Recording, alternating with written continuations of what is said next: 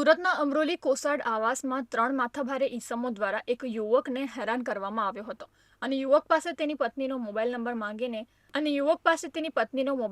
માંગીને સતામણી કરતા હતા.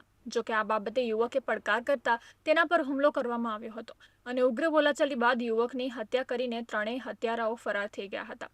આ ઘટના અંગે અમરોલી પોલીસ દ્વારા તપાસ શરૂ કરવામાં આવી હતી અને પોલીસે મુક્તસિદ, સાહિલ અને ફારૂક નામના આરોપીની ધરપકડ કરી હતી. પોલીસે ધરપકડ કરેલા આરોપીઓ માથાભારે હોવાની છાપ ધરાવતા હોવાનું પોલીસ તપાસમાં જાણવા મળ્યું હતું.